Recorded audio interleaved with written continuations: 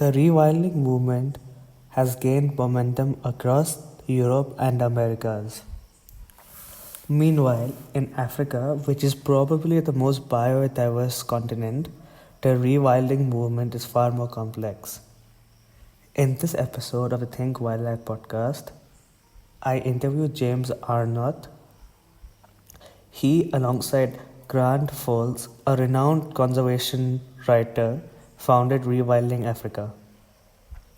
This organization is working extensively to support and fund rewilding and conservation economies around Africa.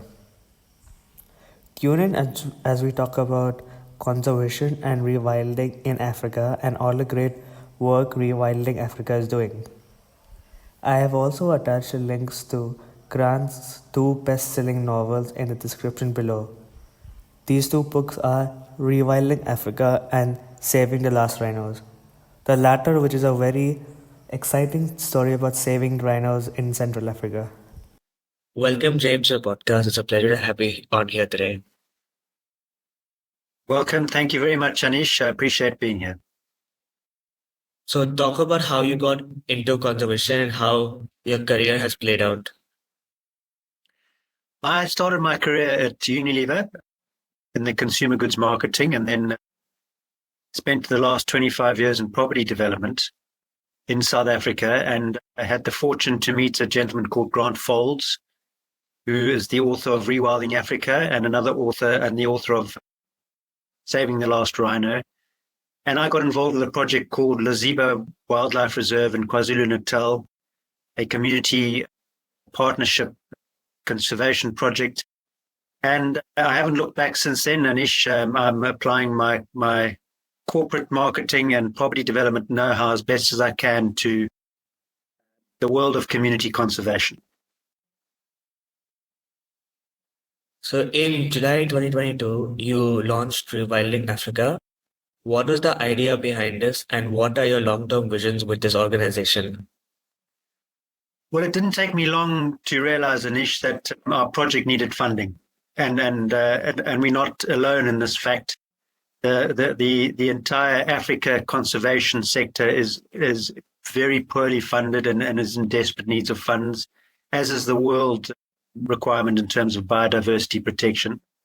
So Grant and I decided that we needed to do something about it, and I relocated to the United Kingdom, and we formed Rewilding Africa Community Interest Company, a non-profit here in the United Kingdom, in 2022, in order to create awareness for community conservation and raise funds for our project Laziba, and now it's obviously become a lot bigger than that. Yeah.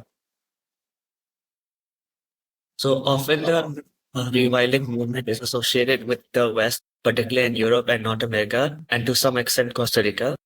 How is the rewilding movement faring in Africa? Anish, it's not going well. You know, rewilding Europe and rewilding in the modern world is a very understood methodology, and it's very well funded. Whereas in Africa and the developing world, it's a lot more complex because rewilding requires a lot more in-depth thought around livelihoods. Because there are so many people that live in the rewilded project areas that need to create livelihoods for themselves. So rewilding in the African context is still very far from where it needs to be because it needs to be directly linked to the creation of alternative livelihoods at scale if we are going to get rewilding achieved to the extent that we need in the African context. And as I say, that's around the globe. But certainly from a Rewilding Africa perspective, we are very, very far from where we need to be. So what exactly are community conservancies and what are the primary threats to these landscapes? Well, a community conservancy is the product that we as Rewilding Africa believe is the solution to rewilding of Africa at scale involving the communities. It's a concept that was designed in Kenya around the national parks, which creates an environment where the communities now participate in conservation. It's also been successful in Namibia, and we have embraced it as a solution to promulgate in all the areas around all the national parks in Africa. So our ultimate vision as Rewilding Africa is to create community conservancies, develop them, I should say, on all the land around all the national parks in Africa. And that implies that we are now bringing the communities into conservation via the community conservancies. So how does Rewilding Africa contribute to the planning, development, and management of these community conservancies? Yeah, Anisha, our model is a planning, development, and management model, which is developed on first principles of property development. In other words, you have to start with a plan. You then got to get into a development phase using that plan, and then you've got to manage what you've developed. And those are the principles of engagement that we as Rewilding Africa promulgate in Africa. And what we want to do is to lead the process in terms of not only being able to raise the necessary funding, but also provide the technical support to beneficiaries that we identify in each country in Africa that have the ability to roll out a program of community conservancies in that particular country. So Rewilding Africa also supports the conservation economy. Can you elaborate a bit about what exactly is the conservation economy? Why is it crucial, and how is Rewilding Africa contributing to it? Anish, the outcome of a successful community conservancy planning, development, and management program is the creation of a conservation economy. In other words, a conservation economy where there are businesses that are able to be developed on these conservancies that employ the communities at scale. And all those businesses collectively make up what we term as a conservation economy, which is entirely lacking in African context. The African economy is not a conservation economy as it is now. It's a mineral economy. It's a raw material economy. It's a very immature economy. So we believe that the development of these community conservancies will be the foundation to be able to attract big business investment, which in turn creates alternative employment at scale, which in turn creates what we term a conservation economy for Africa. So talk about some of the most successful community conservation projects we've been working alongside with. Anish, we have, on our own investment, started a pilot project in South Africa called Laziba. Laziba is a community conservancy in Zululand, which is 2 hours north of Durban in KwaZulu-Natal. And that is our pilot project we've been working on for the last 5 years, which includes actually a big 5 game reserve in the heart of the community conservancy. And the community conservancy is surrounded by possible game farming and renewable energy and ecotourism and high-value, low-impact agricultural, incredible opportunities at Laziba. And we're now involved with the Kenya Wildlife Conservancy Association in Kenya to look at their conservancies to get them more productive in terms of our master land use planning process that we promote. And we're also now involved in Zambia with the same principle, where we've identified a landscape working with a local beneficiary, where we also want to develop our multiple land use, multiple revenue stream community conservancies. Talk a bit about Rewilding Africa adventures.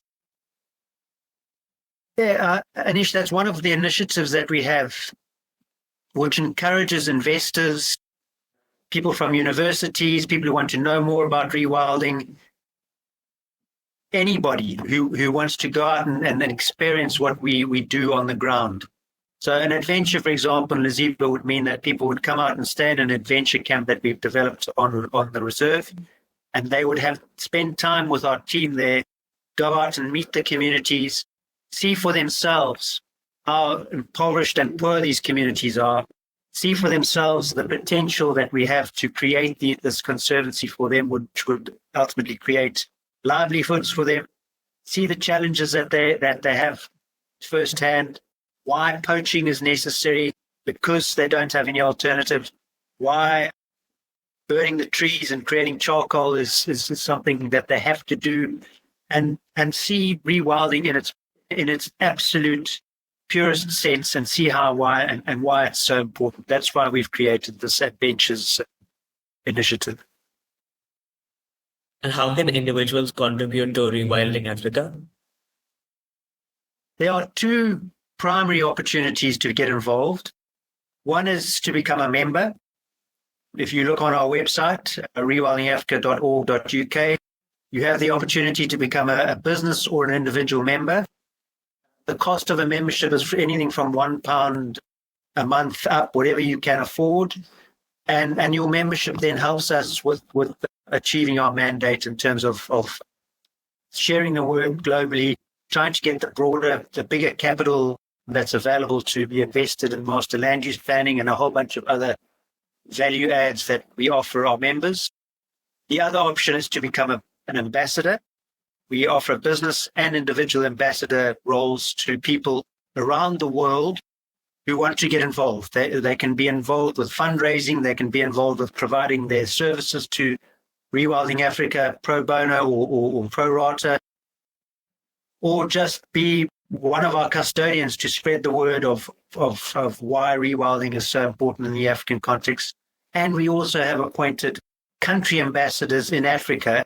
We want to have an ambassador in every single country who then become our spokespeople in that person in that country to be able to promote rewilding to all the various stakeholders, including government, local business, the communities, etc. And what have been some of the most prominent challenges you have faced at Rewilding Africa, and what have been some of the most prominent lessons you have learned through your conservation career? Yeah, look, the biggest challenge that we face, Manish, is funding.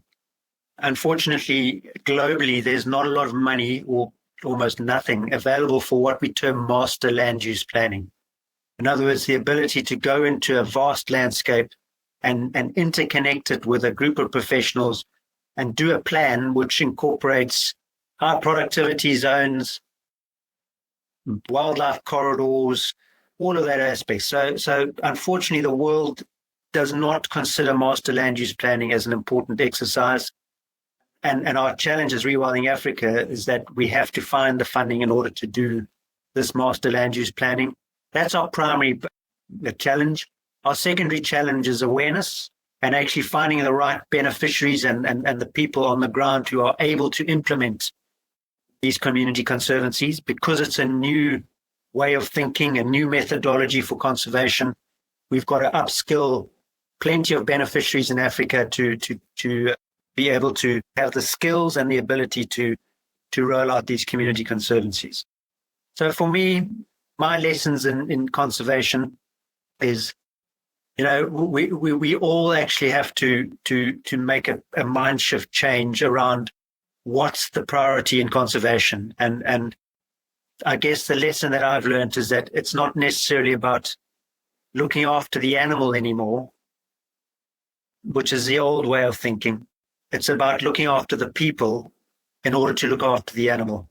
That for me is the mind shift change that the world has to address, that if we look after the wilderness communities in Africa and around the world and give them the ability to become the ultimate guardians and custodians of their natural resources, we will solve the conservation dilemma of biodiversity destruction, endangered species poaching and extinction. They will be the people that will be looking after them because they benefit from looking after them. And what have been some of your most memorable moments from your conservation career? Anisha, I think I have had many special moments around the campfire. I'm happiest in the bush with bush people. That's where the authenticity of life is. That's where indigenous wisdom lies. That's where our souls, heart and souls lie as humanity. So I've had so many good experiences in that regard. But my projection forward is that where my happy space will be when Rewilding Africa has successfully introduced this concept of community conservancies and community conservation into the entire African continent. That's when I can rest in peace. So that was the final question I had for you for this podcast. It was a pleasure talking to you, and thank you for taking time out to join us on this podcast. Thank you very much for inviting me, and I appreciate the time and opportunity. Thank you.